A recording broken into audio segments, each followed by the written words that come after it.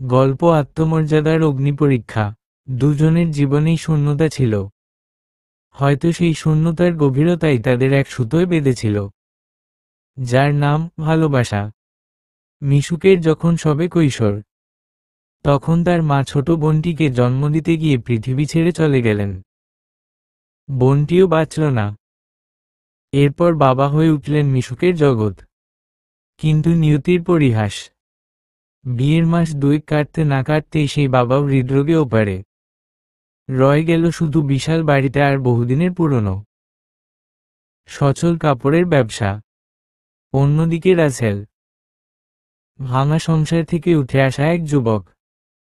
মা তাকে রেখে বিদেশে স্থায়ী হয়েছেন, আর বাবা নতুন করে জীবন সাজিয়েছেন। তবে ভদ্রলোক দূরে থেকে রাসেলের পড়াশোনার খরচ জুগিয়েছিলেন, সেটুকুই। মিশুক আর রাসেল দুজনেই নিঃসঙ্গতা চেনে। তাই তারা যখন সংসার পাতল, তখন সেই বন্ধনটা ছিল শুধু দুজনের নয়, দুজনের ফেলে আসা একাকী জীবনেরও। মিশুক ভেবেছিল রাসেল তার জীবনের সবচাইতে নির্ভরতার আশ্রয়, শেষ আশ্রয়। সেদিন ছিল বৃহস্পতিবার। মিশুক তার শাশুড়িকে মনে মনে ডেকেছিল। না, রক্ত সম্পর্কের শাশুড়ি নন, কিন্তু মিরাজ ভাইয়ের স্ত্রী, যাকে সে বড় বোনের মতো ভালোবাসে, সেই ভাবিকে। তার সাথে দোকানে নতুন শাড়ির রং আর নকশা নিয়ে আলোচনা চলছিল। পেটের ভেতর প্রাণের আভাস। মাত্র 2.5 মাস চলছে, তবু মিশুকের মনে হচ্ছিল তার শরীরটা যেন অন্যরকম ভালো লাগায় ভরে উঠছে। তাদের প্রথম সন্তান। এই সন্তান তাদের এই বিশাল বাড়িটাকে, এই শূন্য জীবনটাকে পরিপূর্ণ করবে। মিশুক হাসতে হাসতে ফোনটা কাটল। তখনই মোবাইলে একটা অচেনা নম্বর থেকে কল এল। আপনি কি রাসেলের স্ত্রী বলছেন? কণ্ঠস্বরটা অচেনা, নার্ভাস। হ্যাঁ, আমিই বলছি। কেন, কি হয়েছে? মিশুকের হৃৎপিণ্ড যেন লাফ দিয়ে উঠল। ফোনটা হাতে নিয়ে তার পা কাঁপতে শুরু করল। উনি একটা দুর্ঘটনার শিকার হয়েছেন, খুব গুরুতর আঘাত। আমরা ওনাকে সিটিতে ইমার্জেন্সিতে নিয়ে এসেছি, আপনি তাড়াতাড়ি আসুন। কথাটা শেষ হওয়ার আগেই ফোনটা কেটে গেল। মিশুকের মনে হলো যেন বিশাল একটা শূন্যতা তার মাথার ভেতর থেকে সবকিছু চুষে নিচ্ছে। চারপাশে সবকিছু কেমন আবছা লাগতে শুরু করল। তার মনে হচ্ছিল এই 2.5 মণ ওজনের শরীরটা যেন আর এক পাও নড়াতে পারছে না। কোনো মতে নিজেকে টেনে নিয়ে বাইরে বের হলো। হাসপাতালে পৌঁছে মিশুকের চোখ গেল জরুরি বিভাগের সামনে। কয়েকজন পুলিশ আর হাসপাতালের কর্মীর আনাগোনা। তার বুকটা ধড়াস করে উঠল। একটা বেডের দিকে ইশারা করে একজন নার্স তাকে ভেতরে যেতে বললেন। রাসেল। মিশুক স্বামীর দিকে তাকাতে পারল না।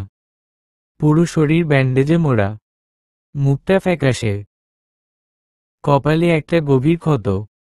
মনে হচ্ছিল যেন এক জীবন্ত প্রতিমার ওপর কেউ নির্মমভাবে আঘাত করেছে। কেমন আছেন?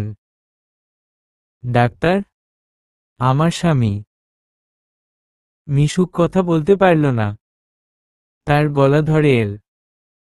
একজন মধ্যবয়সী ডাক্তার ধীর পায়ে এসে দাঁড়ালেন। তার মুখটা কঠিন এবং আশাহীন। মাথা আর মেরুদণ্ড, 2 জায়গাতেই মারাত্মক আঘাত লেগেছে। পায়ের হাড় 2 জায়গাতে ফ্র্যাকচার। এছাড়া ইন্টারনাল ছোটখাটো আঘাত আরও আছে। আমরা সার্জারি করার প্রস্তুতি নিচ্ছি। আপনি এখানে ফর্মগুলোতে সাইন করে দিন। মেরুদণ্ড। মিশুক ঢোক গিলল। তার 2.5 মাসের সন্তানটির কথা মনে পড়ল। হ্যাঁ, স্পাইনাল কর্ড ইনজুরি। এখনই কিছু বলা কঠিন। আমরা এখন অপারেশন থিয়েটারে নিয়ে যাব। আপনি এখন শুধু প্রার্থনা করুন। সত্য বলতে, আশা খুব বেশি দিতে পারছি না।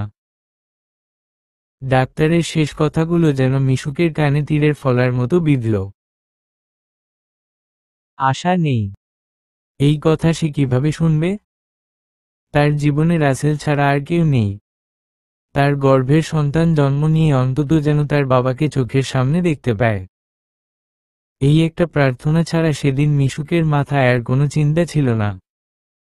সে শুধু সৃষ্টিকর্তার কাছে প্রতিজ্ঞা করল, এই জীবনটা যদি টিকে থাকে, সে জীবনের বিনিময়ে হলেও সে রাসেলকে সুস্থ করে তুলবে।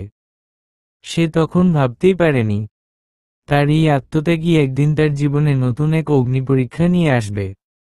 সার্জারির সময় বাইরে মিশুক পাথরের মতো বসে রইল। তার মনে হলো সে 1000 বছর ধরে বসে আছে। পেটের ভেতর তার ছোট্ট সন্তানটি যেন মায়ের এই তীব্র শোক আর ভয়কে অনুভব করতে পারছে। বেশ কিছু সময় পর ডাক্তার বেরিয়ে এলেন। তার মুখে ক্লান্তির ছাপ। Operation successful. আমরা আঘাতগুলো সারিয়েছি, তবে মেরুদণ্ডের যে ইনজুরি, সেটা নিয়ে পরে সমস্যা হতে পারে। স্নায়ুর ক্ষতি হয়েছে। কী ধরনের সমস্যা? ডাক্তার? মিশুক জোর করে শান্ত থাকার চেষ্টা করল। চলন ক্ষমতা এবং অন্য কিছু স্নায়বিক সমস্যা দেখা দিতে পারে। আমরা এখন দেখব। 24 ঘন্টা পর্যবেক্ষণে থাকবে। রাসেলকে তখনও সম্পূর্ণ জ্ঞান ফেরেনি। মিশুক কাচের বাইরে থেকে তার স্বামীকে দেখছিল। নিঃসঙ্গতা তার জীবনের পিছু ছাড়েনি, কিন্তু আজ এই ভয় তার নিঃসঙ্গতাকে গ্রাস করে নিয়েছে। সে জানত এখন থেকে এই যুদ্ধের সেনাপতি কেবল সে নিজেই। তার গর্ভের সন্তান, তার ভাঙা পরিবার, তার বাবার ব্যবসা, সবকিছু নিয়েই তাকে একাকী এই অন্ধকার পথ পাড়ি দিতে হবে। মিশুক ধীরে ধীরে তার বাবার কাপড়ের ব্যবসার ম্যানেজার বিশ্বস্ত মিরাজ ভাইকে ফোন করল। এই কঠিন সময়ে তিনি একমাত্র ভরসা। রাসেল হাসপাতালে টানা 1 মাস চিকিৎসাধীন ছিল। এই 1 মাস মিশুকের জীবনে প্রতিটি দিন ছিল এক একটি অগ্নিগোলক। একদিকে তার নিজের শরীরের পরিবর্তন, গর্ভাবস্থার ক্লান্তি, আর অন্যদিকে স্বামীর শয্যাপাশে থাকা। ব্যবসার হিসেব নিকেশ দেখতে হচ্ছে টেলিফোনে মিরাজ ভাইয়ের সাথে কথা বলে। মিরাজ ভাই বিশ্বস্ত হলেও মিশুকের মন মানত না। বাবা তাকে বিশ্বাস করতেন, মিশুকও করে, তবুও মনে হয় মানুষ সুযোগ পেলে তার সদ্ব্যবহার করেই থাকে। এই চিন্তা তাকে ঘুমাতে দিত না। তাই প্রতিটি টাকা পয়সার হিসেব সে নিজেই রাখতে শুরু করল, ফোনের স্ক্রিনে চোখ রেখে। ডাক্তারদের কথা অনুযায়ী সমস্যা বুঝতে মিশুকের বেশি সময় লাগল না। রাসেলকে যখন হাসপাতাল থেকে ডিসচার্জ করে বাড়িতে আনা হলো, তখন চিত্রটা আরও স্পষ্ট হলো। রাসেলের 2 পা পুরোপুরি অবশ, সামান্য নড়াচড়াও করতে পারে না। আর কথা বলতে গেলেই তা জড়িয়ে যায়, যেন মুখের পেশিগুলো তার কথা শুনছে না। মিশুক তখন 5 মাসের গর্ভবতী। পেটের ভার সামান্য বেড়েছে, কিন্তু বুকের উপর যেন গোটা পৃথিবীর ভার। এই ডাক্তার, সেই ডাক্তার, শত শত টেস্ট। দ্বিতীয় মতামত, ফিজিওথেরাপি বিশেষজ্ঞের পরামর্শ। গর্ভবতী মিশুক যেন পর্যদুস্ত এক সৈনিক। চিকিৎসা চলল বাসাতেই। প্রতিদিন সকালে ফিজিওথেরাপিস্ট আসতেন, দুপুর পর্যন্ত রাসেলকে নিয়ে কাজ করতেন। মিশুক তার স্বামীর প্রতিটি প্রয়োজন মেটাতে প্রাণপণ চেষ্টা করত। গোসল করানো, বাথরুম করানো, ব্যক্তিগত পরিচ্ছন্নতা, সবকিছুই সে একা হাতে সামলাত। তার এই কাজের পরিমাণ দেখলে যে কোনো সুস্থ মানুষও হয়তো হাঁপিয়ে উঠত। রাসেল, এটা খাচ্ছ না কেন? ডাক্তার বলেছেন এখন প্রোটিন বেশি দরকার। রাসেলকে জোর করে স্যুপ খাইয়ে মিশুক যখন নিজে কিছু খেতে বসত, তখন তার খিদেটা যেন 1000 গুণ বেড়ে যেত। এমনিতেই গর্ভাবস্থা, তার উপর এত ধকল। বাসাতে একটা ছুটা বুয়া অবশ্য আসত। সে ঘণ্টাখানেক কাজ করে চলে যেত। সেই 1 ঘণ্টায় ঘর ঝেড়ে মুছে বাসনগুলো মেজে দিত। কিন্তু রাসেলের বিশেষ যত্নের খাবার তৈরি, নিজের জন্য পুষ্টিকর খাবার তৈরি এবং তার সঙ্গে ব্যবসার কাজ, সব মিলেমিশে একাকার। নিজের জন্য ডাক্তার দেখাবার সময় কোথায় মিশুকের? সকাল থেকে রাত পর্যন্ত রাসেলের রুটিন। ব্যবসার ফাইল আর ঘরের কাজ সামলাতে সামলাতে তার নিজের শরীর কখন যে সায় দেওয়া বন্ধ করে দিত সে বুঝতেও পারত না। শুধু পেটের ভেতর প্রাণের স্পন্দন তাকে মনে করিয়ে দিত যে সে কেবল একজন সেবিকা বা ব্যবসায়ী নয়, সে একজন মা হতে চলেছে। একদিন সন্ধ্যায় ফিজিওথেরাপিস্ট চলে যাওয়ার পর রাসেল ফিসফিস করে বলল, মিশুক, তুমি বড্ড ক্লান্ত। রাসেলের কথা জড়িয়ে যেত, তবুও মিশুক তার কষ্টটা ধরতে পারল। স্বামীর পাশে বসে তার কপালে হাত বুলিয়ে দিল সে। আমি ক্লান্ত নই রাসেল, তুমি যখন সুস্থ হয়ে উঠে দাঁড়াবে তখন আমার সব ক্লান্তি দূর হয়ে যাবে। তুমি শুধু চেষ্টা চালিয়ে যাও। রাসেলের চোখ ভিজে এলো। সে কিছু বলার চেষ্টা করল, কিন্তু কথাগুলো স্বরের ফিসফিসানিতেই আটকে গেল। ব্যবসার কাজ দেখতে গিয়ে মিশুকের আরও একটা চিন্তা বাড়ল। বাবার রেখে যাওয়া ঐতিহ্যবাহী কাপড়ের ব্যবসা। মিরাজ ভাই এখনো সবটা সামলাচ্ছেন, কিন্তু হঠাৎ একদিন স্টক মেলাতে গিয়ে একটা বড় অঙ্কের গরমিল পেল মিশুক। মিরাজ ভাই, এই শাড়ির চালানটা প্রায় 1.5 লাখ টাকার তফাৎ কেন দেখাচ্ছে? মিশুক ফোন করে জানতে চাইল। মিরাজ ভাই কিছুক্ষণ ইতস্তত করে বললেন, আসলে বৌদি, ওই পার্টিটা সামান্য ডিসকাউন্ট চেয়েছিল, তাই ওটা ক্যাশ মেমোতে দেখানো হয়নি। ভুল হয়ে গেছে। ক্যাশ মেমোতে না দেখালে কোম্পানির খাতায় কিভাবে দেখা গেল? আর 1.5 লাখ টাকা ডিসকাউন্ট। মিশুকের কণ্ঠস্বর দৃঢ় হল। মিরাজ ভাই, আমি আপনার সততা নিয়ে কোনো প্রশ্ন করছি না, কিন্তু এখন পরিস্থিতি পাল্টেছে। প্রতিটা পয়সার হিসেব আমাকে দিতে হবে। কাল সকালে আপনি সব ডিটেলস নিয়ে বাড়িতে আসুন। সেদিন রাতে মিশুকের ঘুম এলো না। একদিকে স্বামীর অসুস্থতা, অন্যদিকে ব্যবসার অনিশ্চয়তা। তার বাবা তাকে শিখিয়েছিলেন, ব্যবসা হলো সন্তানের মতো, তাকে আগলে রাখতে হয়।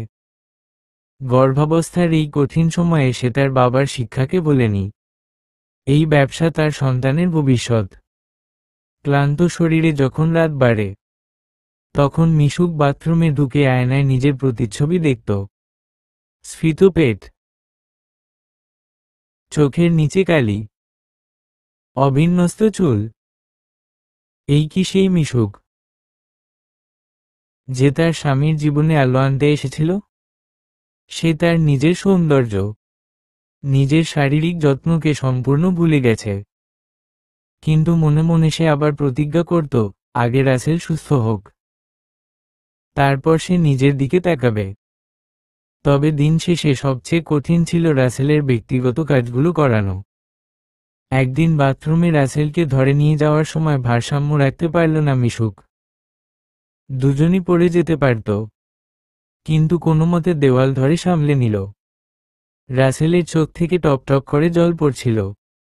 মিশুক, আমি বোঝা হয়ে গেছি। মিশুক উঠে দাঁড়িয়ে হাঁটু গেড়ে বসল। তার হাত তার স্বামীর হাতে। তুমি কোনো বোঝা নও রাসেল, তুমি আমার জীবন। আর তোমার এই দুর্বলতা আমাকে আরো শক্তিশালী করেছে। আমাদের সন্তানকে আমাকে এটাই শেখাতে হবে, কষ্টে ধৈর্য ধরতে হয়। আমরা এই সময়টা পার করবই। কিন্তু ভেতরে ভেতরে মিশুক জানত, তার শরীরের জোর ক্রমশ ফুরিয়ে আসছে। সে হাঁপাতে শুরু করেছে। তার গর্ভস্থ সন্তানের জন্য পুষ্টি, শান্তি, বিশ্রাম প্রয়োজন, যা সে নিজেকে দিতে পারছিল না। এই শারীরিক ও মানসিক ধকলই হয়তো একদিন তার লেবার পেইনের কারণ হবে, যা তাকে একা লড়াই করতে বাধ্য করবে। এই সংগ্রামের কোনো শেষ নেই, কিন্তু মিশুক লড়াকু। মিশুক তখন প্রায় 8 মাস পার করছে। শরীরে ক্লান্তি এর দুর্বলতা যেন স্থায়ী বাসা বেঁধেছে। সারাদিনের ধকলে রাতে যখন সে ঘুমাতে যেত, তখনও তার মনে হতো যেন বিছানাটা পাথরের মতো শক্ত। রাসেলের গোসল, বাথরুম, খাওয়ানো, ফিজিওথেরাপি, ডাক্তারের অ্যাপয়েন্টমেন্ট, এর সাথে ব্যবসার হিসাব নিকাশ। ছোটা বুয়া সামান্য সাহায্য করলেও মূল দায়িত্ব সবটাই মিশুকের। তার গর্ভবতী শরীর প্রতিদিন চিৎকার করে বিশ্রাম চাইত, কিন্তু সেই চিৎকার শোনার মতো সময় বা মানসিকতা কোনোটি তার ছিল না। প্রতিদিন সে আয়নায় নিজের চোখের নিচের কালি দেখত এবং মনে মনে বলতো, আর কটা দিন, শুধু আর কটা দিন। একদিন মিরাজ ভাই ব্যবসার একটা জরুরি কাগজ সই করানোর জন্য বাড়িতে এলেন। তিনি মিশুকের অবস্থা দেখে অবাক না হয়ে পারলেন না। বৌদি, আপনি কেন এত চাপ নিচ্ছেন? আপনি বিশ্রাম নিন, আমি তো আছি। শুধু আমাকে একটা পাওয়ার অফ অ্যাটর্নি সই করে দিন, আমি সব সামলে নেব। মিরাজ ভাই আন্তরিকভাবে বললেন। মিশুক একটা শুকনো হাসি হাসল। ধন্যবাদ মিরাজ ভাই, আমি জানি আপনি সৎ, কিন্তু আমার বাবা শিখিয়েছিলেন, ব্যবসা হলো লক্ষ্মীর মতো, নিজে হাতে না রাখলে তা ফসকে যেতে পারে। আর আপনি সবটা দেখলেও চূড়ান্ত সিদ্ধান্ত আমাকেই নিতে হবে। আমি শুধু আপনার দেওয়া হিসেবগুলো ক্রস চেক করে নিচ্ছি। এই আর কি। মিরাজ ভাই কিছুক্ষণ চুপ থেকে মাথা নেড়ে চলে গেলেন। মিশুক জানত, এই সন্দেহ, এই অতিরিক্ত সতর্ক এখন তার জীবনের অংশ হয়ে গেছে। সেদিন ছিল গভীর রাত। বাইরে টিপ টিপ করে বৃষ্টি পড়ছিল। রাসেলের ঘরে মৃদু আলো জ্বলছে। মিশুক সবে তার ঘরে ফিরে শুয়েছে। পেটের ভেতর একটা তীব্র, অপরিচিত ব্যথা তাকে চমকে দিল। প্রথমে সে ভাবল, হয়তো অতিরিক্ত ক্লান্তির ফল, কিন্তু ব্যথাটা যখন বারবার আসতে শুরু করল, তখন তার বুঝতে বাকি রইল না, লেবার পেইন শুরু হয়ে গেছে। মিশুক অসহ্য যন্ত্রণায় কপাল চেপে ধরল। চিৎকার করতে ইচ্ছে করছিল, কিন্তু রাসেল অন্য ঘরে ঘুমুচ্ছে। তার ঘুম ভাঙালে সে হয়তো আতঙ্কিত হয়ে উঠবে। সে বিছানা থেকে নেমে বাথরুম পর্যন্ত গেল। যন্ত্রণায় তার শরীর বেঁকে যাচ্ছিল। সে ভাবল, আহ, এই সময় যদি আমার মা বেঁচে থাকত, বা আমার বাবা। কিন্তু তার তো কেউ নেই। তাকেই সবকিছু করতে হবে। মোবাইল ফোনটা কোনোমতে হাতে নিয়ে সে অ্যাম্বুলেন্সে কল করল। গলার স্বর স্বাভাবিক রাখার বৃথা চেষ্টা করে ঠিকানা বলল। তারপর ধীর পায়ে রাসেলের ঘরের সামনে এলো। স্বামীকে দেখভাল করার জন্য কাউকে দরকার। সে দ্রুত মিরাজ ভাইকে ফোন করল। মিরাজ ভাই, আমি হাসপাতালে যাচ্ছি। লেবার পেইন শুরু হয়েছে। আপনি কি দয়া করে ভাবিকে নিয়ে আমাদের বাড়িতে আসতে পারবেন? রাসেল একা আছে, ওকে একটু দেখবেন প্লিজ। মিরাজ ভাই প্রথমে হতবাক হলেও দ্রুত আশ্বাস দিলেন যে তিনি আসছেন। অ্যাম্বুলেন্সের সাইরেন যখন কাছে এল, তখন মিশুক নিজের হাত ধরে হেঁটে গিয়ে দরজা খুলল। অসহ্য লেবার পেইন নিয়ে সে নিজেই গাড়িতে উঠল। হাসপাতালের ইমার্জেন্সিতে ঢুকে সম্ভবত সেই প্রথম মেয়ে যে তার অসহ্য প্রসব বেদনাকে চেপে ধরে নিজে সমস্ত বন্ড সাইন করে অপারেশনের টেবিলে গেছে। 4 দিন পর হাসপাতাল থেকে ছাড়া পেল মিশুক। কোলে তার ছোট্ট পরী। মিরাজ ভাই এবং ভাবি এই 4 দিন রাসেলের সব দেখাশোনা করেছেন। ভাবি তো সংসার ফেলে আরও সপ্তাহখানেক তার সাথে থেকে গেলেন। তিনি মিশুকের যত্ন নিলেন, নতুন শিশুর যত্ন নিলেন। মিশুক যেন এই পরোপকারী মানুষগুলোর কাছে কৃতজ্ঞতা প্রকাশের ভাষা হারিয়ে ফেলেছিল। মাসগুলো কেটে গেল। রাসেলের চিকিৎসা চলছে ঠিকঠাক। লায়লা আপা নামটা ভাবিই দিয়েছিলেন। তিনি মিশুককে সাহায্য করতে শুরু করলেন। তবুও মিশুকের কাজ আরও বাড়ল। ছোট্ট শিশুর যত্নের পাশাপাশি রাসেলের সেবা, ঘর ও ব্যবসা সামলানো, সব মিলিয়ে সে যেন দম ফেলার সময় পেত না। নিজের ক্লান্ত শরীর আর রাতের পর রাত জেগে শিশুর কান্না সামলাতে সামলাতে তার ভেতর এক ধরনের হতাশা জন্ম নিচ্ছিল। কখনো কখনো ছোট্ট ঘুমন্ত মেয়েটির দিকে তাকিয়ে তার মনে হতো, ওকে কোথাও ফেলে দিয়ে আসি। পরের মুহূর্তেই নিজের এই কুৎসিত চিন্তার জন্য সে ভীষণভাবে লজ্জিত হতো। বুকের দুধের যোগান দিতে গিয়ে তার এমন খিদে পেত যে মাঝে মাঝে রান্নাঘরের কোনো অর্ধসেদ্ধ খাবার পেলে সেটাই গোগ্রাসে খেয়ে নিত। সে নিজের শরীরের দিকে তাকানো বন্ধ করে দিয়েছিল। আয়নায় নিজেকে দেখলেই তার মনে হতো সে যেন এক জীর্ণ শীর্ণ নিষ্প্রাণ অবয়ব। 1.5 বছর কেটে গেল। সময় তার নিজস্ব গতিতে চলল। আর তার সাথে চলল মিশুকের অমানসিক পরিশ্রম। আল্লাহর রহমতে রাসেল এখন প্রায় সুস্থ। সে স্পষ্ট কথা বলতে পারে, হাঁটেও ধরে ধরে। ফিজিওথেরাপিস্টও জানিয়ে দিলেন, আর মাসখানেক নিয়মিত অনুশীলন করলেই রাসেল প্রায় পুরোপুরি স্বাভাবিক হয়ে যাবেন। এই খবরটা মিশুকের জীবনের সবচেয়ে বড় আনন্দের সংবাদ ছিল। তার প্রার্থনা শুনেছেন সৃষ্টিকর্তা। রাসেল এখন নিজেই ব্যবসাটা দেখতে শুরু করেছে, অন্তত কাগজে কলমে।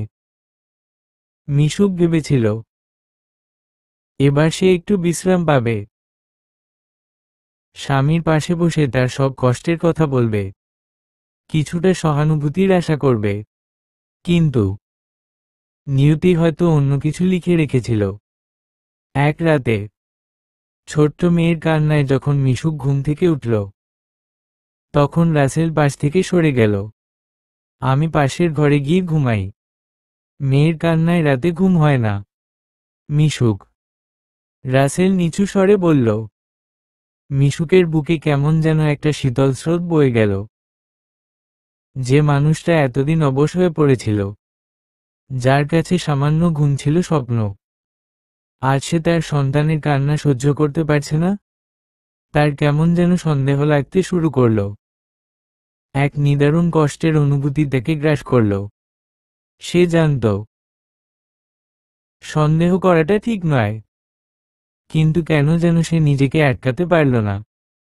পরের দিন রাতে যখন রাসেল ঘুমিয়ে গেল, মিশুক কাঁপতে কাঁপতে তার ফোনটা হাতে নিল।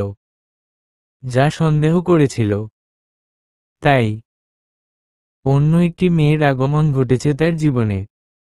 মাত্র এই কদিনেই হোয়াটসঅ্যাপ চ্যাটিংয়ে তারা যেভাবে কথা বলছিল, তা মিশুকের চোখ খুলে দিল। রাসেল তাকে বলেছে সে সিঙ্গেল। চ্যাটিং থেকে সেই মেয়েটির নাম জানা গেল মৌ। মিশুক দেখল, মেয়েটির কোনো দোষ নেই। সে তো জানেই না যে রাসেল বিবাহিত। মিশুক ধীরে ধীরে ফোনটা নামিয়ে রাখল। চোখে জল ছিল না, ছিল শুধু এক জমাট অন্ধকার। এতদিনের আত্মত্যাগ, সব শ্রম, সব ভালোবাসা, সব কি তবে এই দিনটির জন্যই ছিল? এই অপমান আর আঘাত তাকে ভেতরে ভেতরে পুড়িয়ে ছাই করে দিল। কিন্তু সে সিদ্ধান্ত নিল, সে ভেঙে পড়বে না। সে তার সংসার বাঁচাবে, অন্তত এই একবারের জন্য। সে মৌয়ের নাম্বারটা দ্রুত টুকে নিল। তার জীবনের কঠিনতম পদক্ষেপের জন্য সে প্রস্তুত হচ্ছিল। মিশুক সিদ্ধান্ত নিয়েছিল, সে কাঁদবে না। কান্না দুর্বলতা, আর এই মুহূর্তে সে দুর্বল হতে পারে না। তাকে তার সংসার বাঁচাতে হবে, অন্তত শেষ চেষ্টাটুকু করতে হবে। রাতের স্তব্ধতা ভেদ করে মিশুকের মাথায় কেবল একটাই চিন্তা ঘুরপাক খাচ্ছিল, মৌয়ের সঙ্গে দেখা করা। পরের দিন দুপুরে রাসেল তখন ব্যবসার কাজে বাইরে গেছে। যদিও মিশুক এখন নিশ্চিত সে ব্যবসার কাজ নয়, অন্য কিছুর জন্য বেরিয়েছে। মিশুক মৌকে ফোন করল। শান্ত, দৃঢ় কণ্ঠে সে বলল যে তার সাথে জরুরি কথা আছে, যা ফোনে বলা সম্ভব নয়। মৌ প্রথমে ইতস্তত করলে মিশুকের গলার স্বরে এমন কিছু ছিল যা তাকে রাজি হতে বাধ্য করল। শহরের একটি নিরিবিলি কফি শপে তাদের দেখা করার কথা হলো। মিশুক যখন ক্যাফেতে পৌঁছালো, দেখল মৌ নামের মেয়েটি বেশ স্মার্ট, হাসি খুশি এবং সম্ভবত বয়সে মিশুকের থেকে বেশ ছোট। মেয়েটি একেবারেই জানত না সে কি পরিস্থিতির মুখোমুখি হতে চলেছে। মৌ হেসে জানতে চাইল, আপনি মিশুক? তাই তো। আপনি কেন দেখা করতে চাইলেন বলুন তো? মিশুক কোনো ভূমিকা না করে তার পার্স থেকে একটি ছোট অ্যালবাম বের করল। অ্যালবামের প্রথম পাতা খুলতেই দেখা গেল মিশুক ও রাসেলের বিয়ের ছবি, কয়েক মাস আগের স্বাভাবিক ছবি। আর তার পাশে ফুটফুটে ছোট কন্যা মৌয়ের ছবি।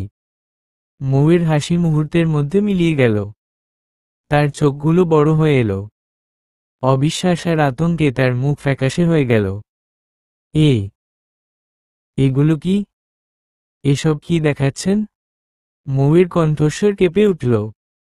এগুলো আমার সংসার মৌ।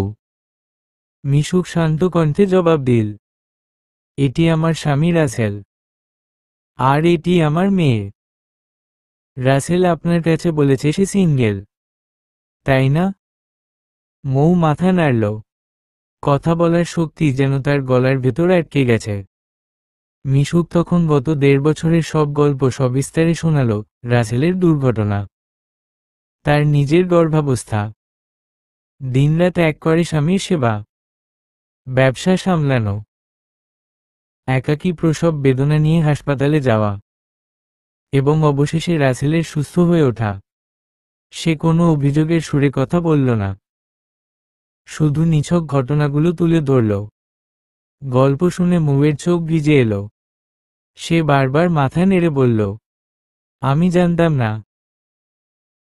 বিশ্বাস করুন, আমি বিন্দু মাত্র জানতাম না। সে আমাকে বলেছিল তার জীবনে কেউ নেই, তার অতীত ভাঙা, তাই সে নিঃসঙ্গ। সে বলেছে সে একজন লোনলি সোল। আমি মিশুক তার হাত ধরে থামিয়ে দিল। আমি জানি আপনার কোনো দোষ নেই, তাই আমি আপনাকে এসে সবটা বললাম। আপনি একজন মেয়ে, আপনি অন্য একজন মেয়ের জীবন নষ্ট করতে চাইবেন না, আমি নিশ্চিত। মৌ চোখ মুছে মাথা নত করল। আমি এখনই এই সম্পর্ক থেকে সরে যাব। আমি দুঃখিত মিশুক, আপনাকে এত কিছুর মধ্যে দিয়ে যেতে হয়েছে। আর আপনার স্বামী, ওর বিষয়ে আর কথা বলে লাভ নেই। আমার কাজ শেষ। আপনার শুভ বুদ্ধি উদয় হোক বলে মিশুক উঠে দাঁড়াল। সে ফিরেও তাকাল না। তার বিশ্বাস ছিল মৌ এবার সঠিক সিদ্ধান্ত নেবে। সে অন্তত তার সংসারটাকে রক্ষা করতে পারল। কিন্তু বিকেলে বাড়ি ফিরতেই মিশুক বুঝল তার ধারণা ভুল ছিল। দরজায় ধাক্কা মারতেই রাসেল দরজা খুলল। তার চোখে আগুন, মুখ শক্ত। তুমি মৌয়ের সাথে দেখা করেছিলে? সন্ধ্যার আগেই রাসেল ফিরে এসে প্রশ্নবাণে জর্জরিত করল তাকে। মিশুক জুতোর ফিতে খুলতে খুলতে শান্ত কণ্ঠে বলল, হ্যাঁ। কেন? কেন তুমি এসব নোংরামি করলে? আমি না থাকা সত্ত্বেও তুমি একজন সাধারণ মেয়ে আর আমার ব্যক্তিগত সম্পর্কে নাক গলাতে গেলে? রাসেলের গলার স্বর ক্রমশ চড়তে শুরু করল। নিজের স্বামীকে কে দেয় পরের হাতে? রাসেল, সংসার বাঁচাতে চেয়েছি। মিশুক তার দিকে তাকাল। তার চোখে কোনো ভয় বা অনুশোচনা ছিল না, ছিল শুধু স্থিরতা। তবে ভেবেছিলাম এই বিষয়ে তুমি চুপ থাকবে, আমার কাছে ক্ষমা চাইবে। রাসেল হঠাৎই নিয়ন্ত্রণের বাইরে চলে গেল। তার স্বরের জোরতা প্রায় নেই, কিন্তু মুখে কেবল কদর্যতা। এই মাগি। তোর আছেটা কি? আড়াই মণ ওজনের শরীর নিয়ে বড়াই করতে লজ্জা করে না? তোর সাথে তো শুতেও এখন আমার ইচ্ছা করে না। কোন প্রকার শারীরিক তৃপ্তি তুই আমাকে দিতে পারিস? কথাগুলো যেন গরম সীসার মতো মিশুকের কানে ঢুকল। যে মানুষটার জন্য সে জীবনের ঝুঁকি নিয়েছে, নিজের শরীর, স্বাস্থ্য সব ত্যাগ করেছে, আজ সেই মানুষটাই তাকে তার স্থূলতার জন্য, তার ক্লান্তি এর জীর্ণতার জন্য অপমান করছে। তার সমস্ত আত্মত্যাগ মুহূর্তে মূল্যহীন হয়ে গেল। রাসেল আরও কিছু বলতে যাচ্ছিল, কিন্তু মিশুক তাকে থামিয়ে দিল। তার ভেতরের অভিমান আর রাগটা কঠিন পাথরে পরিণত হল। আমাকে ক্ষমা করো, মিশুক এমন শান্ত স্বরে বলল যা রাসেলকে আরো বেশি চমকে দিল। প্রয়োজনে মৌকে রিকোয়েস্ট করব তোমার কাছে ফিরে আসতে। রাসেল রাগে ফেটে পড়ল। চুপ হারামজাদি, ওই মেয়ে তোর কথা শুনে আমাকে লাথি মেরে চলে গেছে। তোর জন্য আজ আমার মান গেল। ওই মেয়েকে আর কখনো পাবো না। রাসেল ক্রোধে কাঁপতে কাঁপতে পাশের রুমে চলে গেল। মিশুক রান্নাঘরের দিকে পা বাড়াল। তার চোখে জল নেই, মুখে নেই কোনো হতাশা, শুধু এক চরম ঘৃণা আর প্রতিজ্ঞা। সে এখন আর এই সংসার বাঁচানোর চেষ্টা করবে না। সে এখন নিজেকে বাঁচাবে। আত্মত্যাগের ফল যদি হয় এইরকম অপমান, তবে সেই ত্যাগের মূল্য নেই। সেদিন রাতে সে বিছানায় শুয়েছিল, পাশে তার ছোট্ট মেয়ে ঘুমুচ্ছিল। মিশুক প্রতিজ্ঞা করল যে মানুষটা তার আত্মমর্যাদাকে মারিয়ে দিয়েছে, তাকে সে চরম শিক্ষা দেবে। আড়াই মণ ওজনের শরীরকে সে বদলে দেবে, শুধুমাত্র নিজেকে তার সামনে এমনভাবে তুলে ধরার জন্য যেন রাসেল বুঝতে পারে সে কি হারালো। মিশুক তার এই অপমানকে শক্তি হিসেবে গ্রহণ করল। সপ্তাহখানেক কেটে গেল। মিশুক এই সময়টা শুধু নীরবে প্রস্তুতি নিয়েছে। সে নিজেকে গোছাল। এক ভোরে, যখন রাসেল গভীর ঘুমে, মিশুক তাকে ডেকে তুলল। টাকা দরকার, সে শান্তভাবে বলল। রাসেল অবাক। টাকা? কেন? মিশুক এসে বলল, জিমে জয়েন করছি আজ থেকে। আড়াই মণ ওজনকে কমাতে হবে না? নিজেকে তোমার উপযুক্ত করতে হবে না? রাসেল তখনও ঘুমের ঘোরে আচ্ছন্ন। সম্ভবত মিশুকের হাসি দেখে সে পুরোপুরি অবাক হল। কোনো কথা না বলে সে তার ডেবিট কার্ডটা মিশুকের হাতে দিল। আবার ঘুমোতেই যাচ্ছিল, তখন মিশুক তার কোলের উপর মেয়েকে রেখে দিল।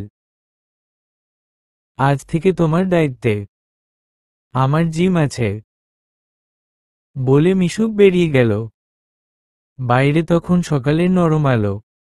মিশুক জানত, এটি কেবল শরীরের ওজন কমানোর শুরু নয়, এটি তার জীবনের মোড় ঘোরানোর প্রথম পদক্ষেপ।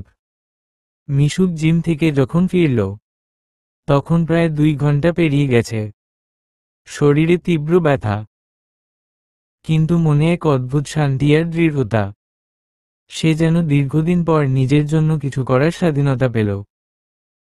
বাসায় ঢুকেই সে এক অপ্রত্যাশিত দৃশ্য দেখল। ঘরের ভেতরে এক বিধ্বস্ত পরিস্থিতি। রাসেল সোফায় বসে আছে, তার মাথার চুল এলোমেলো, চোখে রাজ্যের বিরক্তি। আর তাদের ছোট মেয়ে মৌ, কেঁদে কেঁদে প্রায় নির্জীব হয়ে গেছে। তার লালচে মুখটা দেখে মনে হচ্ছে সে দীর্ঘ সময় ধরে কাঁদছে, হয়তো বা কিছুক্ষণ আগেও তীব্রভাবে কেঁদেছে। মিশুক দরজায় দাঁড়িয়েই তীক্ষ্ণ কণ্ঠে ডাকল, রাসেল। রাসেল মাথা তুলে তাকাল। তার চোখে তখন অসহায়তা আর ক্রোধের মিশ্রণ। সে উঠে দাঁড়াল, যেন হাঁফ ছেড়ে বাঁচল। কোথায় ছিলে তুমি? এই মেয়েকে সামলানো কি সহজ নাকি? ওর তো খিদে পেয়েছে, দুধ দিতে পারো না? সকাল থেকে শুধু কাঁদছে। বলতে বলতে রাসেল যেন একগাদা অভিযোগ মিশুকের দিকে ছুঁড়ে মারল। মিশুক কোনো জবাব না দিয়ে শান্তভাবে এগিয়ে গেল। তার মেয়েকে কোলে তুলে নিল। ছোট্ট মৌ সঙ্গে সঙ্গে মায়ের বুকে মুখ লুকিয়ে কান্না থামাল। মিশুক বুঝতে পারল তার সন্তানও এতক্ষণ এক ভিন্নরকম যন্ত্রণা সহ্য করেছে। মেয়েকে আমার কাছে দাও বলেই রাসেল সোজা বাথরুমে ঢুকে গেল। হয়তো সে এই পরিস্থিতি থেকে দ্রুত মুক্তি পেতে চেয়েছিল। মিশুক মেয়ের কান্না থামাল। তারপর তাকে নিয়ে নাস্তা তৈরির জন্য রান্নাঘরের দিকে যাচ্ছিল। ঠিক তখনই কলিং বেল বাজল। রাসেল বাথরুম থেকে বেরিয়ে এলো। নাস্তার টেবিলে পড়ে আছে শুকনো পাউরুটি আর জেলি, যা মিশুক জিমে যাওয়ার আগে তার জন্য তৈরি করে রেখেছিল। বিরস মুখে রাসেল দরজা খুলল। দরজায় দাঁড়িয়ে ছিল একজন মধ্যবয়সী মহিলা, যার চেহারা অত্যন্ত কর্মঠ এবং দৃঢ়চেতা। শোনো, ফরিদের মা। রাসেল কিছুটা ঝাঁঝালো স্বরে মহিলাটিকে বলল। সে মহিলাকে দেখেই চিনতে পারেনি। এত দেরি করে আসলে চলবে না। দেখো নাস্তায় এসব কি খেতে হচ্ছে? তোমার স্যার পরোটা, সবজি, ডিম এসব ছাড়া খেতে পারেন না। সকাল সকাল আসবে। এখন তুমি রান্নাঘরে যাও, আমি পরে কাজ বুঝিয়ে দিচ্ছি বলেই সে ভেতরে চলে গেল। মহিলাটি তখনও স্থির। মিশুক রান্নাঘর থেকে বেরিয়ে এসে বলল, ফরিদের মা নন, উনি ফরিদার মা। আর উনি আজ থেকে আমাদের বাড়িতে ফুল টাইম কাজ করবেন। তোমার স্যার নন, উনি এখানকার কর্ত্রী। আমিও তাই। রাসেল অবাক হয়ে তাকালো। ফরিদার মা, ফুল টাইম? মিশুক ফরিদার মায়ের দিকে তাকিয়ে হাসল। আপনি ভেতরে আসুন। ফরিদার মা, আমি আপনাকে সব বুঝিয়ে দিচ্ছি। তারপর সে রাসেলের দিকে ফিরল। শোনো রাসেল, ফুল টাইম কাজের মহিলা রেখে ফেললাম। নিজের যত্ন নিতে গিয়ে আর এত কাজ করার সময় নেই আমার। ইনি মাসে 10,000 নেবেন। 10,000? কি বলছো তুমি? এত টাকা কোনো কাজের মহিলা নেয় নাকি? রাসেল প্রায় চিৎকার করে উঠল। মিশুক অত্যন্ত স্বাভাবিকভাবে জবাব দিল, অবাক হবার কি আছে? সকাল 7টা থেকে রাত 8টা-9টা পর্যন্ত কাজ করবে আর টাকা নেবে না? আমার কাছে তো কমই মনে হয়েছে। তাছাড়াও আমি তো শুধু তোমার সেবিকা নই, একজন মা আর ব্যবসায়ীও বটে। এই বাড়িতে কাজের লোক না থাকলে তো তোমার মান সম্মান থাকতো না। রাসেল কিছু বলার আগেই মিশুক বলল, আর শোনো, লায়লা নামের আরও একজন আসবেন। তিনি আমাদের মেয়ের দেখাশোনা করবেন। ভদ্রমহিলার বয়স 44-45। তার নিজের সংসার নেই। এখানেই থাকবেন, খাবেন, আর তার স্যালারি 18,000 টাকা। রাসেল হা করে তাকিয়ে রইল। তার চোখে কেবল অবিশ্বাস। 18,000? কি হচ্ছে এসব? এত খরচ? মিশুক রাসেলের হা করা মুখের দিকে তাকিয়ে এক মুহূর্তের জন্য দুর্বল হল না। সে ফরিদার মাকে নিয়ে রান্নাঘরে চলে গেল।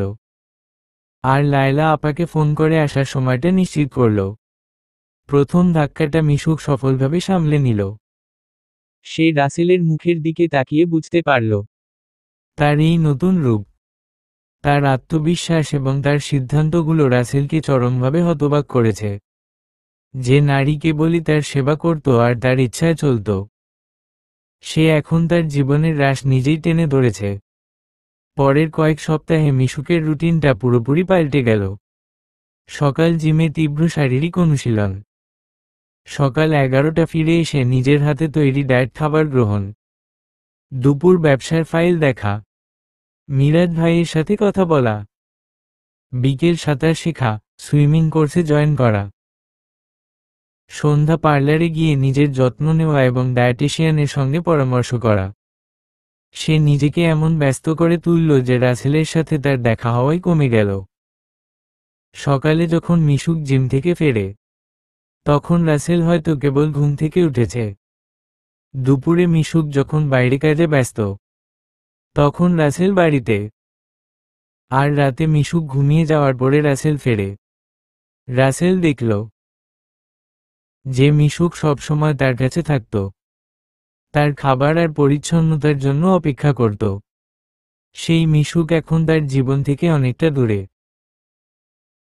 তার 2.5 মণ ওজনের শরীর এখন দিনে দিনে ফিট হয়ে উঠছে, আর তার চোখগুলো দিন দিন আরো বেশি উজ্জ্বল, আরো বেশি আত্মবিশ্বাসী হয়ে উঠছে।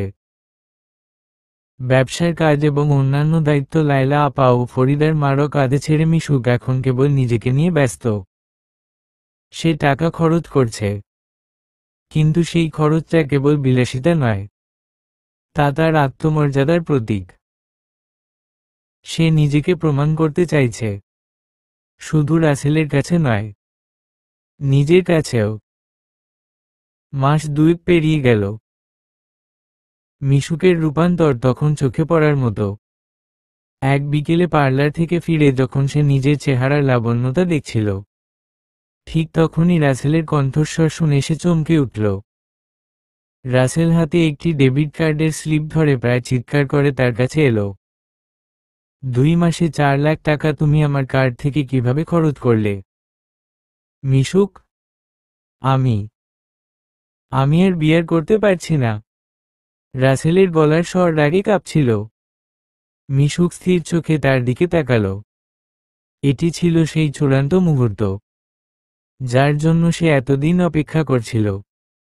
রাসেলের চিৎকার মিশুকের কানে পৌঁছালো, কিন্তু তার হৃদয় কোনো প্রতিক্রিয়া সৃষ্টি করল না। 2 মাস আগে এই চিৎকারে হয়তো সে ভয় কুঁকড়ে যেত। এখন তার হাসি পেল। আরে আশ্চর্য! আমি তো জানি সাথে সাথেই মেসেজ আসে। খেয়াল করনি নাকি? মিশুক আলতো হেসে বলল। সে সবে পার্লার থেকে ফিরেছে।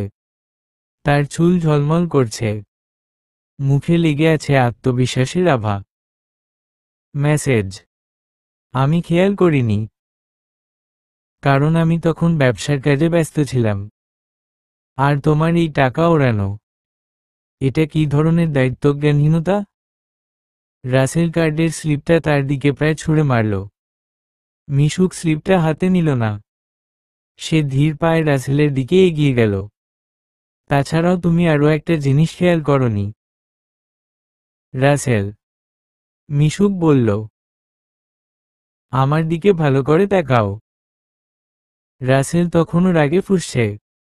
কি দেখার আছে তোর মধ্যে? বস্তার মতো শরীর। বলতে বলতে রাসেল থেমে গেল।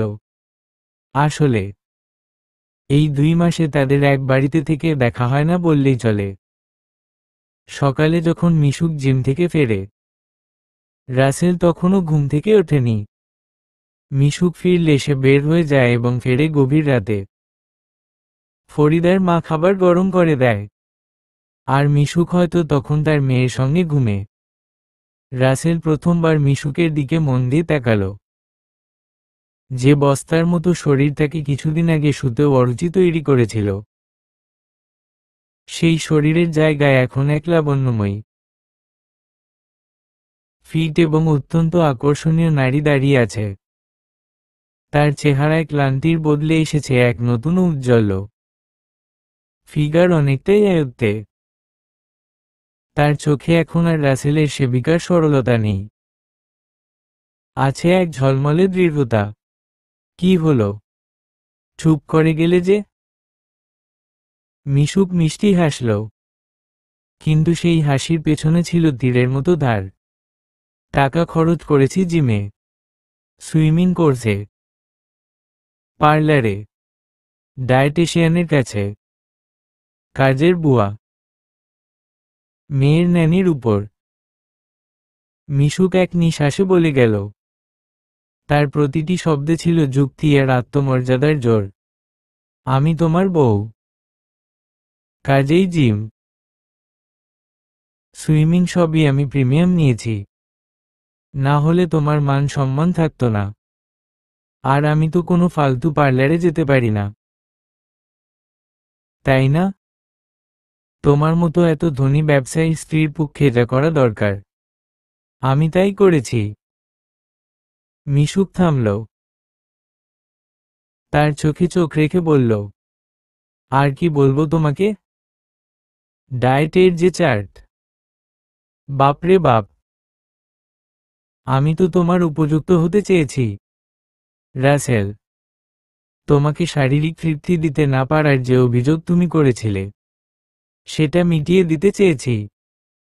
তার কণ্ঠস্বরে কোনো দুর্বলতা ছিল না, ছিল কেবল চূড়ান্ত ব্যঙ্গ। এটা আসলেই সত্যি। আমি অনেক বদলে গেছি। মিশুক নিজেকে ঘুরিয়ে দেখালো। যদি তুমি সেদিন আমাকে অপমান না করতে, তাহলে হয়তো খেয়ে খেয়ে আরো হাতি হতাম। ঘরের কাজ আর বাচ্চার দেখাশোনা একা হাতে করে ফরিদার মায়ের মতো চেহারা নিয়ে ঘুরতাম। নিজেকে তোমার উপযুক্ত করতে হবে না? মিশুক জানত তার কথাগুলো রাসেলের অহংবোধে আঘাত করছে। সে তাকে বোঝাতে চাইছে যে তার অপমানী মিশুককে এই রূপান্তর ঘটাতে সাহায্য করেছে। রাসেল কিছুক্ষণ মিশুকের দিকে তাকিয়ে থাকল। তার চোখ নামিয়ে নিতে হলো। সে ভেতরে ভেতরে স্বীকার করতে বাধ্য হলো যে তার সামনে এখন এক নতুন মিশুক দাঁড়িয়ে আছে, যাকে সে আর নিয়ন্ত্রণ করতে পারবে না। কিন্তু এত টাকা আমি বিয়ার করতে পারবো না, রাসেল দুর্বল কণ্ঠে বলল। তার রাগ এখন ফ্যাকাশে হয়ে গেছে। কেবল আতঙ্ক আর উদ্বেগ অবশিষ্ট। ব্যবসাটা কেবল এই 2 মাসে একটু গুছিয়ে উঠেছে। তার মধ্যে এই বিপুল খরচ তার জন্য অপ্রত্যাশিত ধাক্কা। মিশুক এবার গম্ভীর দৃঢ় কণ্ঠে বলল, তাহলে কি করে হবে, রাসেল? যদি এই খরচ কমাতে গিয়ে আমি আবার মোটা হয়ে যাই, আমার যত্ন না নিই, তাহলে কি হবে? আবার মৌয়ের মতো সুন্দরী কেউ আমাদের মাঝে ঢুকবে। তুমি ভুলে যাবে সেসব দিনের কথা, তোমার অ্যাক্সিডেন্ট, আমার তখনকার সব আত্মত্যাগ, আমার মেন্টাল ফিজিক্যাল ডিমান্ড সাপোর্ট তুমি তখন দিতে অক্ষম ছিলে। কিন্তু সুস্থ হবার কিছু দিনের মধ্যেই আমাকে তোমার অনুপযুক্ত মনে হলো। ছি! মিশুকের শেষ শব্দটি তীরের মতো বিঁধল রাসেলের বুকে। তার সমস্ত অকৃতজ্ঞতা যেন মিশুক খোলাসা করে দিল। রাসেল বুঝতে পারছিল সে এই বিতর্কে জিততে পারবে না। মিশুক আজ কেবল নারী নয়, সে যেন আইনের বই হাতে ধরা এক বিচারক। রাসেল হিতাহিত জ্ঞান হারিয়ে ফেলল। যুক্তি দিয়ে পরাজিত পুরুষেরা যা করে, সেও তাই করল। সে দ্রুত এগিয়ে এসে শরীরের সমস্ত শক্তি দিয়ে মিশুকের গালে একটা থাপ্পড় মারল। মিশুক একটুও কেঁপে উঠল না। সে প্রস্তুত ছিল।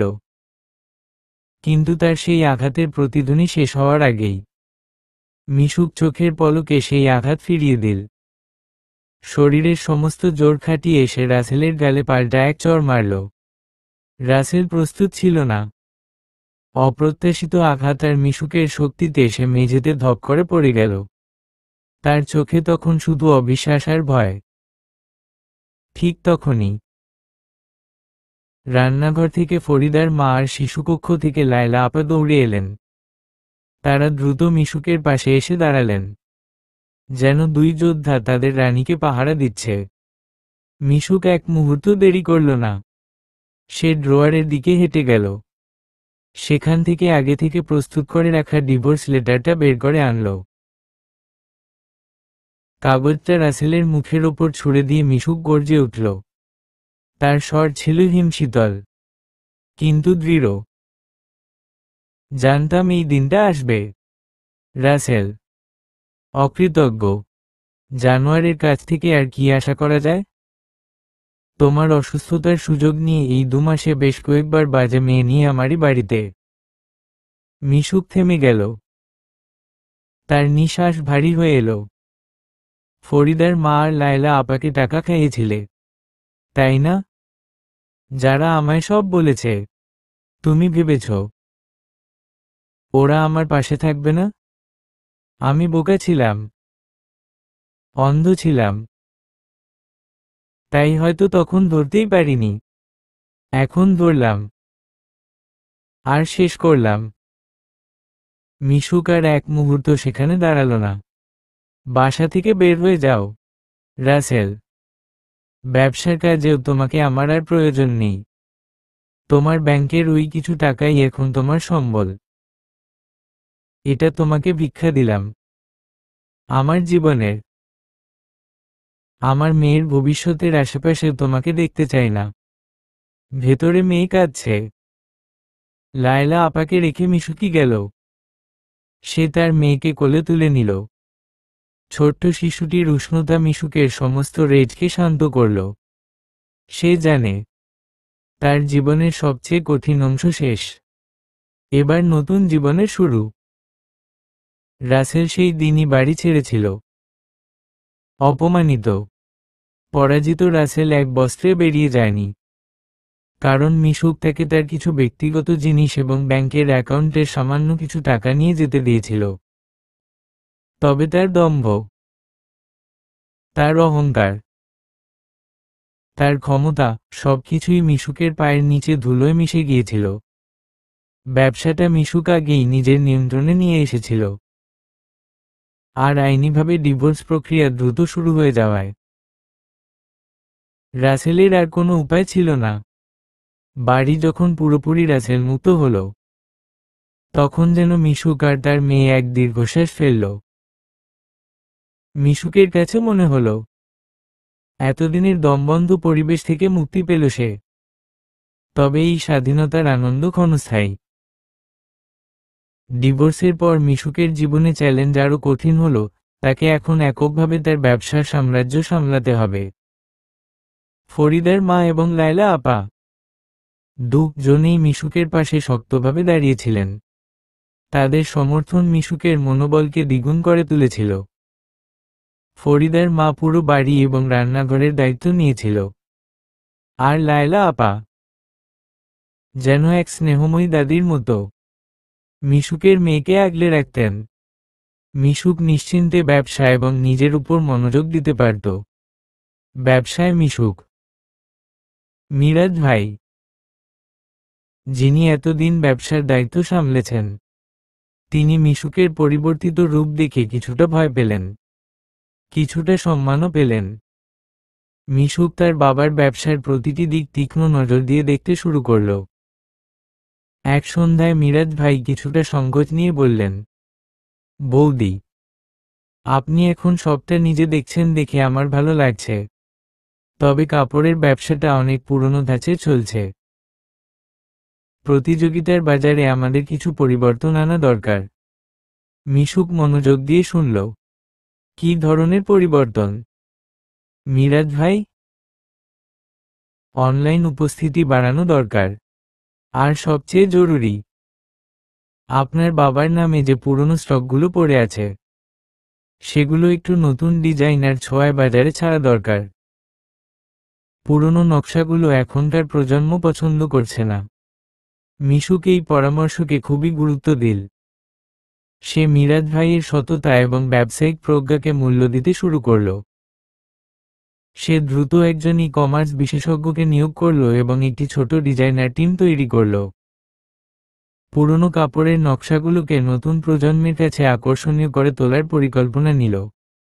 নিজের পরিচয় মিশুক। এই সময়টায় মিশুক নিজেকে আরও বেশি করে নিজের জন্য সময় দিতে শুরু করল। জিম, সুইমিং, ডায়েট, এগুলো এখন আর রাসেলকে দেখানোর জন্য নয়। এগুলো মিশুকের জীবনের অবিচ্ছেদ্য অংশ হয়ে গেল। শারীরিক পরিবর্তনের পাশাপাশি মিশুকের ব্যক্তিত্বেও একটি দৃঢ়তা এল। সে এখন আত্মবিশ্বাসী, স্পষ্টভাষী এবং সিদ্ধান্ত গ্রহণে সক্ষম। তার চেহারা, ফিগার, কথা বলার ধরন, সবকিছুতেই যেন এক নতুন লাবণ্য আর ব্যক্তিত্বের ছাপ। একদিন সন্ধ্যায় তার বান্ধবীরা তাকে কফি শপে ডাকার জন্য ফোন করল। এই ১.৫ বছরে সে সামাজিক জীবন থেকে পুরোপুরি বিচ্ছিন্ন ছিল। আমি আর আগের মিশুক নেই রে। খুব ব্যস্ত। মিশুক এসে বলল, শুনলাম তুই নাকি পুরো ফিট হয়ে গেছিস আর ব্যবসা একা সামলাচ্ছিস। তোর সাহসের তারিফ না করে পারছি না, তার এক বান্ধবী বলল। মিশুক বুঝল, তার এই রূপান্তর কেবল তার ব্যক্তিগত সংগ্রাম নয়, এটি সমাজের চোখে তার নতুন স্বীকৃতি। মাস ৬ পর মিশুক তার ব্যবসার একটি বড় পরিবর্তন আনল। তার বাবার ব্যবসার ঐতিহ্য ধরে রেখেও সে নতুন একটি অনলাইন ফ্যাশন ব্র্যান্ড চালু করল। প্রথম ৩ মাসের মধ্যেই এই উদ্যোগটি বিশাল সাফল্য পেল। মিরাজ ভাই তার নতুন টিমের প্রতি শ্রদ্ধা রেখেও মিশুকের ব্যবসায়িক বুদ্ধি দেখে মুগ্ধ হলেন। এক কনফারেন্সে তার নতুন ব্র্যান্ডের উদ্বোধনী অনুষ্ঠানে মিশুক মূল বক্তা হিসেবে দাঁড়িয়েছিল। মঞ্চে দাঁড়িয়ে যখন সে তার জীবনের গল্পটা সংক্ষিপ্তাকারে বলল, রাসেলের নাম না নিয়ে তার সংগ্রাম ও আত্মত্যাগের কথা, তখন হলে পিনপতন নীরবতা। যখন সে বলল, আমি শিখেছি আত্মমর্যাদা এবং নিজের উপর বিশ্বাসই একজন নারীর শ্রেষ্ঠ অলংকার। আমি বস্তার মতো ছিলাম না, আমি ছিলাম এক যোদ্ধা, যার যুদ্ধ তখনও শুরু হয়নি। তখন গোটা হলো করতালি আর উল্লাসে ফেটে পড়ল। অনুষ্ঠান শেষে একজন ভদ্রলোক মিশুকের দিকে এগিয়ে এলেন। মধ্যবয়সী, অত্যন্ত মার্জিত এবং বিচক্ষণ চেহারার মানুষ। নাম আরিয়ান রহমান। একজন সফল কর্পোরেট লয়ার এবং উদ্যোক্তা। মিসেস মিশুক, আপনার গল্পটা অসাধারণ। আপনার সাহস দেখে মুগ্ধ হলাম। আমি জানি আপনি এখন আপনার কোম্পানির আইনি দিকগুলো নিজেই দেখছেন, কিন্তু আমি আপনার এই নতুন উদ্যমে মুগ্ধ। যদি কখনো আইনি বা কর্পোরেট কোনো সাহায্যের প্রয়োজন হয়, তবে আমাকে জানাতে দ্বিধা করবেন না। আরিয়ান তার বিজনেস কার্ডটা এগিয়ে দিলেন। আরিয়ান মিশুকের দিকে এমনভাবে তাকালেন, যেখানে কোনো কৌতূহল ছিল না, ছিল কেবল গভীর শ্রদ্ধা। মিশুক দেখল, তার চোখে কোনো করুণা নেই, কোনো সন্দেহ নেই, আছে শুধু তার ব্যক্তিত্বের প্রতি মুগ্ধতা। মিশুক কৃতজ্ঞতা স্বীকার করল এবং কার্ডটি নিল। সে তখনও জানে না, আরিয়ান শুধু একজন নতুন ক্লায়েন্ট হবেন না, তিনি তার ভবিষ্যতের পথে এক নতুন দিগন্ত খুলে দেবেন। মিশুক এখন কেবল একজন ডিভোর্সি নারী নয়, সে একজন সফল ব্যবসায়ী, একজন অনুপ্রেরণামূলক বক্তা, একজন দৃঢ়চেতা মা। সে নিজেকে সমাজের কাছে প্রমাণ করেছে।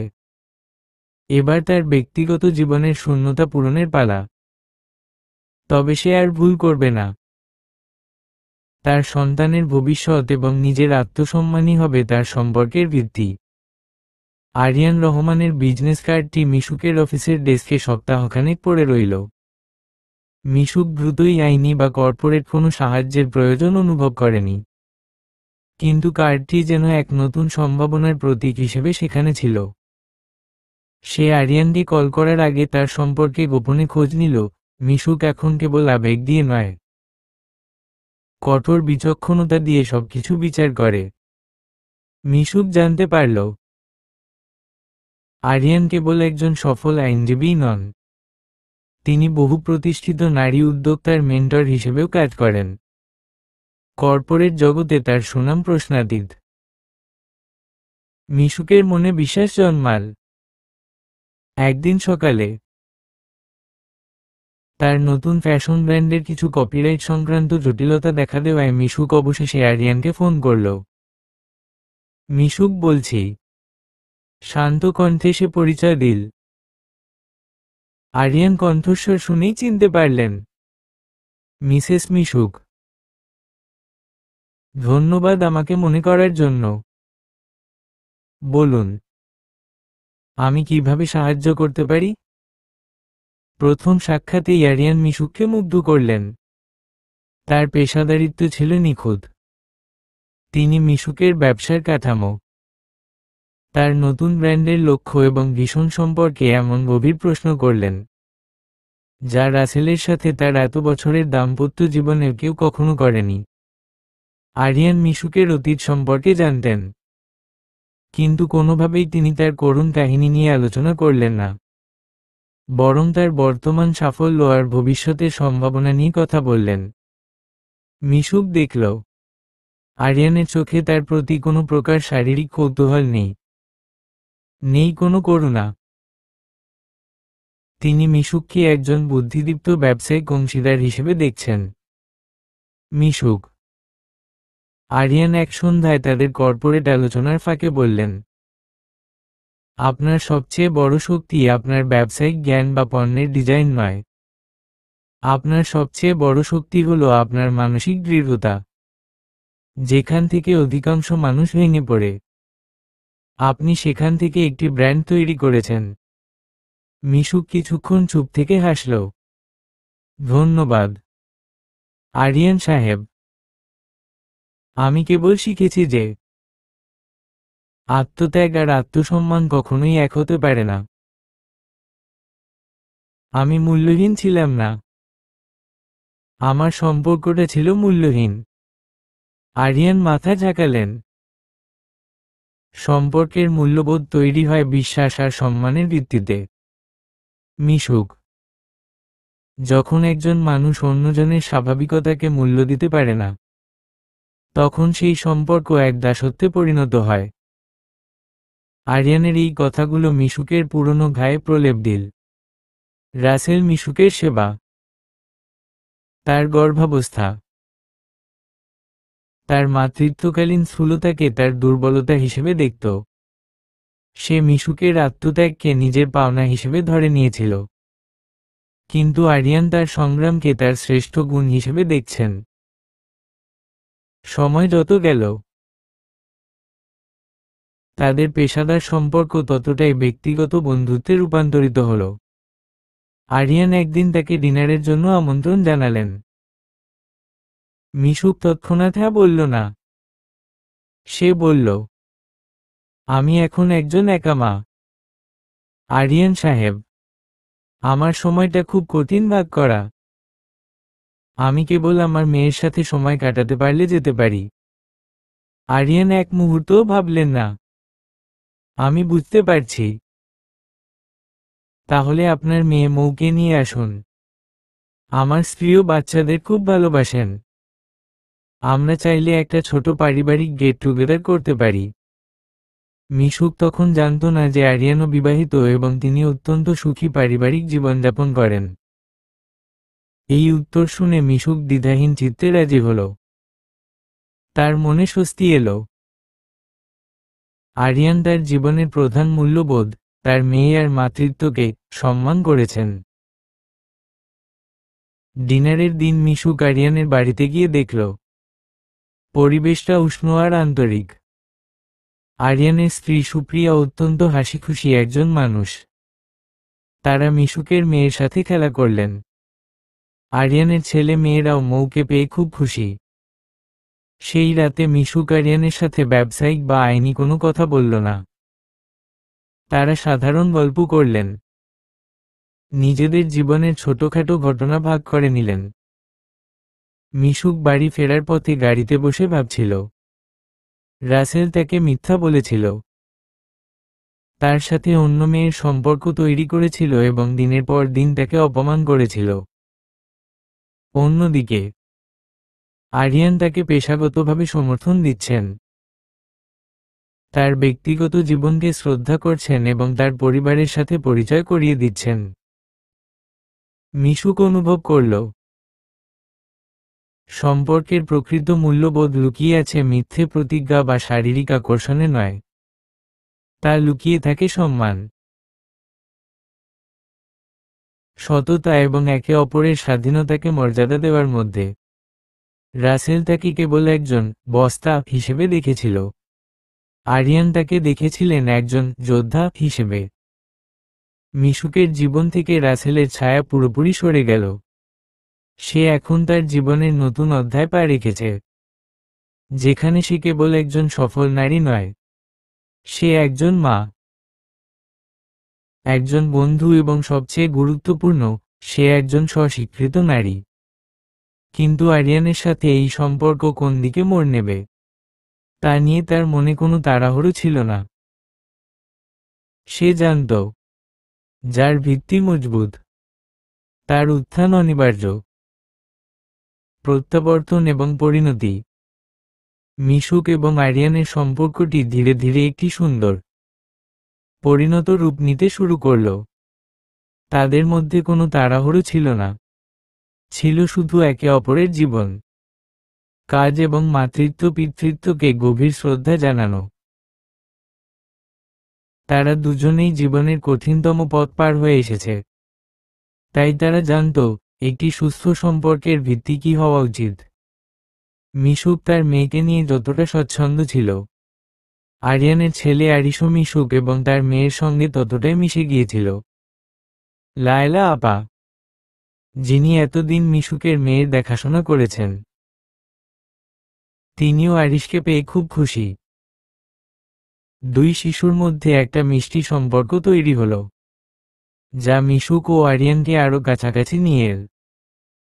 এদিকে মিশুক যখন নিজের জীবন গুছিয়ে নিচ্ছিল, তখন রাসেলের জীবনে নেমে এলো চূড়ান্ত পরিণতি। মিশুক ব্যবসা থেকে তাকে বের করে দেওয়ার পর এবং ডিভোর্স পেপার হাতে পাওয়ার পর, রাসেল মিশুকের দেওয়া সামান্য টাকা নিয়ে নতুন করে কিছু করার চেষ্টা করেছিল। কিন্তু তার ভেতরে কোনো কঠোর পরিশ্রমের অভ্যাস ছিল না, ছিল শুধু ভোগের মানসিকতা। যে মৌকে সে পাওয়ার জন্য মিশুককে অপমান করেছিল, সেই মৌ তার অতীত জানার পর আর রাসেলের জীবনে ফেরেনি। মৌয়ের কাছে রাসেলের মিথ্যা পরিচয় এবং তার স্ত্রীকে শারীরিক ও মানসিকভাবে নির্যাতন করার ঘটনা ছিল চরম বিশ্বাসঘাতকতা। রাসেল দ্রুতই তার ব্যাংকের টাকা শেষ করে ফেলল। সে নেশা এবং অলসতায় জীবন কাটাতে শুরু করল। মিরাজ ভাই, যিনি এখনও মিশুকের ব্যবসা সামলাতে সাহায্য করেন, তিনি একদিন খবর দিলেন যে রাসেল তার বন্ধুদের কাছে হাত পেতে চলছে।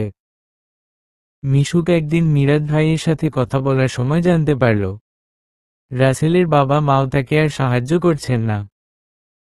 তার বাবা স্পষ্ট জানিয়ে দিয়েছেন, যে ছেলে তার নিজের স্ত্রী এবং সন্তানের প্রতি কর্তব্য পালন করতে পারে না, যে এত বড় দুর্ঘটনার পর স্ত্রীর ত্যাগ স্বীকারকে মূল্য দেয় না, তার প্রতি আমার কোনো দায়িত্ব নেই।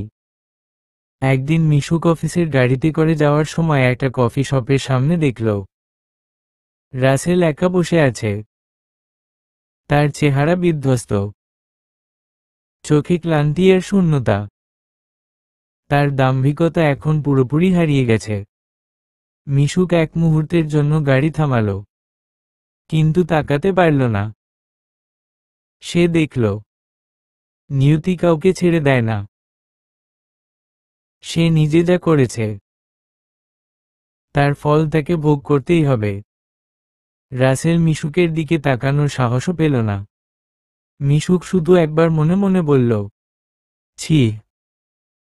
তারপর ড্রাইভারকে গাড়ি চালাতে বলল। তার আর কোনো প্রতিহিংসা রইল না। আরিয়ানের প্রস্তাব। মাসখানেক পর মিশুক তার জীবনের সবচেয়ে গুরুত্বপূর্ণ বিজনেস মিটিং শেষে আরিয়ানের অফিসে এলো। আরিয়ান শুধু আইনি পরামর্শ নয়, মিশুকের বিজনেস স্ট্র্যাটেজিতেও গুরুত্বপূর্ণ ভূমিকা রেখেছিলেন। আরিয়ান তার চেয়ার থেকে উঠে মিশুকের পাশে এসে দাঁড়ালেন। তার চোখে ছিল এক গভীর, শান্ত ভালোবাসা। মিশুক, আরিয়ান বললেন, আমরা প্রায় 1 বছর ধরে একে অপরকে চিনি। আমি তোমার সংগ্রাম দেখেছি, তোমার বিজয় দেখেছি, আর তোমার মাতৃত্বকে অনুভব করেছি। আমি জানি তুমি আর তোমার মেয়ে আমাকে বিশ্বাস করো, আর আমি আরিশকে নিয়ে তোমাকে বিশ্বাস করি। মিশুক চুপ করে রইল। তার হৃৎপিণ্ড দ্রুত স্পন্দিত হচ্ছিল। আরিয়ান ধীরে ধীরে মিশুকের হাত ধরলেন। রাসেলের মতো পুরুষেরা জানে না ভালোবাসা কি। তারা ভাবে ক্ষমতা, অর্থ আর বাহ্যিক সৌন্দর্যই জীবনের সব। কিন্তু আমি জানি, জীবন মানে এক নির্ভরযোগ্য বৃত্তি, যেখানে আত্মমর্যাদা অক্ষুণ্ণ থাকে। আরিয়ান এরপর সোজা হয়ে দাঁড়ালেন। তার চোখে কোনো দ্বিধা নেই। মিশুক, আমি আরিশকে নিয়ে তোমাকে ভালোবাসতে চাই। আমি জানি তুমি তোমার জীবনের অনেক বড় একটা অংশ ত্যাগ করে এসেছ। আমি সেই ত্যাগের মূল্য দিতে পারবো না, কিন্তু আমি তোমাকে প্রতিশ্রুতি দিতে পারি, তোমার আত্মসম্মান, তোমার স্বাধীনতা এবং তোমার সিদ্ধান্তগুলো আমার কাছে সবসময় প্রধান মূল্য পাবে। মিশুক আবেগাপ্লুত হল। যে সম্মান সে দীর্ঘদিন ধরে আশা করেছিল, আজ সেই সম্মান একজন পুরুষ তাকে দিচ্ছে। সে চোখে জল নিয়ে আরিয়ানের দিকে তাকাল। আরিয়ান, মিশুক ফিসফিস করে বলল, আমি প্রস্তুত, কিন্তু আমার কিছু শর্ত আছে। আরিয়ান হাসলেন। আমি জানি তোমার কি শর্ত। তোমার মেয়ে, তোমার ব্যবসা, তোমার শরীর বা তোমার জীবন নিয়ে আমার কোনো নিয়ন্ত্রণ থাকবে না। আমি কেবল তোমার পাশে থাকতে চাই, তোমার সহযোগী হিসেবে, তোমার বন্ধু হিসেবে, তোমার স্বামী হিসেবে। মিশুক আরিয়ানের সততা দেখে মুগ্ধ হল। সে জানত, সে আরিয়ানের মধ্যে সেই ভিত্তি খুঁজে পেয়েছে, যা সে এতদিন খুঁজছিল। তাহলে আমার প্রথম শর্ত হল, তুমি শুধু আমার স্বামী নও, তুমি আমার মেয়ের বাবা, আর আমি তোমার ছেলের মা। আমাদের এই নতুন সংসার হবে কেবল ভালোবাসা আর শ্রদ্ধার। মিশুক এসে বলল। আরিয়ান মুগ্ধ চোখে তাকিয়ে রইলেন। এর চেয়ে ভালো শর্ত আর কি হতে পারে? মিশুক।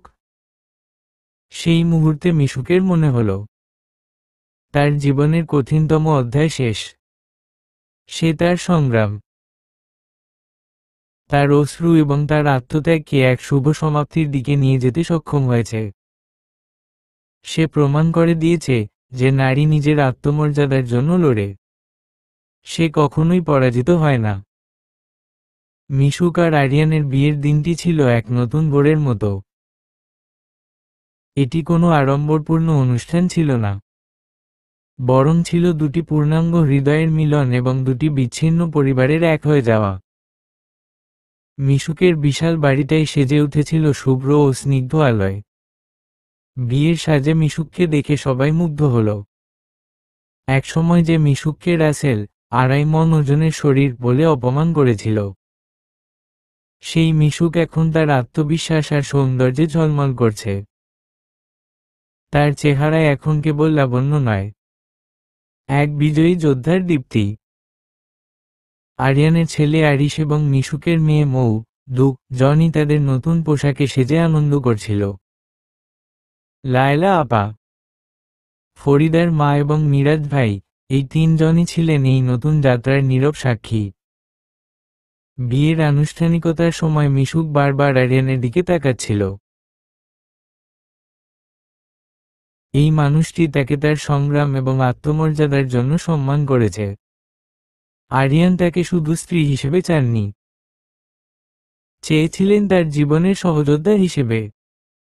মিরাজ ভাই মিশুককে আশীর্বাদ করতে এসে বললেন, বৌদি, আপনি আমার শ্রদ্ধার পাত্রী। আপনার বাবা যে ব্যবসা আমাকে দিয়েছিলেন, আমি কথা দিচ্ছি, আপনার এই নতুন জীবনেও আমি সমান সততা আর বিশ্বস্ততার সাথে তা চালিয়ে যাব। আপনার নতুন জীবন শুভ হোক। মিশুক হাসি মুখে তার কৃতজ্ঞতা স্বীকার করল। সে এখন এক নতুন ধরনের নির্ভরতা তৈরি করেছে, যেখানে কেবল ভালোবাসা নয়, আছে পেশাদারিত্ব এবং পারস্পরিক শ্রদ্ধা। বিয়ের পর মিশুকের জীবন আরও বেশি ভারসাম্যপূর্ণ হল। আরিয়ান তার ব্যবসার প্রতিটি পদক্ষেপে মিশুককে সমর্থন করতেন। কিন্তু কখনো তার সিদ্ধান্তে হস্তক্ষেপ করতেন না। তারা দুজনেই কঠিন পরিস্থিতির মধ্যে দিয়ে এসেছেন বলে তারা একে অপরের ব্যক্তিগত পরিসরকে শ্রদ্ধা করতেন। এক রাতে মিশুক যখন তার মেয়েকে ঘুম পাড়িয়ে আরিয়ানের ঘরে এলো, তখন আরিয়ান কিছু ফাইল দেখছিলেন। মিশুক তার পাশে বসতেই আরিয়ান ফাইলগুলো নামিয়ে রাখলেন। কি ভাবছ, মিশুক? মিশুক আরিয়ানের কাঁধে মাথা রাখল। ভাবছি, ভাগ্য আমাকে এমন কঠিন পথ কেন দেখালো? কেন আমাকে এত ত্যাগ করতে হলো শুধু একজন অকৃতজ্ঞ পুরুষের কাছ থেকে মুক্তি পাওয়ার জন্য? আরিয়ান মিশুকের হাত ধরে চুম্বন করলেন। ভাগ্য তোমাকে কঠিন পথ দেখায়নি, মিশুক। ভাগ্য তোমাকে তোমার ভেতরের যোদ্ধাকে দেখিয়েছে। যদি রাসেল তোমাকে সেদিন অপমান না করত, তবে হয়তো তুমি তোমার আত্মমর্যাদার প্রকৃত শক্তিটা চিনতেই না। তুমি নিজের ওপর বিশ্বাস হারিয়ে ফেললে। তুমি তোমার সন্তান আর ব্যবসাকে রক্ষা করতে পারতে না। আর আমি তোমার এই রূপান্তর দেখতে পেতাম না। আরিয়ান আলতো করে মিশুকের চিবুক ধরে তাকে কাছে টেনে আনলেন। তুমি একজন রানী, মিশুক। তুমি প্রমাণ করেছ, নারীর সৌন্দর্য তার শরীরে নয়, তার আত্মবিশ্বাসে। আর সেই আত্মবিশ্বাসই তোমাকে আমার মতো একজন পুরুষের কাছে নিয়ে এসেছে, যে তোমার সংগ্রামকে সম্মান করে, ভালোবাসে। মিশুক হাসল। তার চোখে এখন আর কোনো জল ছিল না, ছিল শুধু মুক্তির আনন্দ। তাদের নতুন সংসার ছিল ভালোবাসার এক নতুন সংজ্ঞা, যেখানে আরিশ তার নতুন মাকে পেয়েছিল, আর মৌ পেয়েছিল একজন নির্ভরযোগ্য বাবাকে। দুজনেরই মনে হলো তাদের জীবনের সব শূন্যতা যেন এই মিলন দিয়ে ভরে গেল। মিশুক তার কাপড়ের ব্যবসা নিয়ে আরো বড় স্বপ্ন দেখতে শুরু করল। সে এবং আরিয়ান মিলে তাদের সাম্রাজ্যকে আরো বড় করতে লাগল, যেখানে নারী পুরুষের সমসম্মান এবং সততা ছিল মূলমন্ত্র। একদিন সকালে মিশুক তার পুরনো ডায়েরিটা দেখছিল, যেখানে সে তার সংগ্রামের দিনগুলো লিখে রেখেছিল। ডায়েরির শেষ পাতায় সে তার নতুন অনুভূতি লিখল। বোকা আমি ছিলাম না, বোকা ছিল সে, যে হীরার মূল্য বুঝতে না পেরে কাজ ভেবে ছুঁড়ে ফেলেছিল। আমি ভেঙে যাইনি, আমি নিজেকে ঘষে মেজে আরো উজ্জ্বল করেছি। আজ আমি সুখী। আমার জীবনে আর কোনো যদি বা কিন্তু নেই, শুধু আছে স্বীকৃতি আর নতুন ভোর। সমাপ্ত।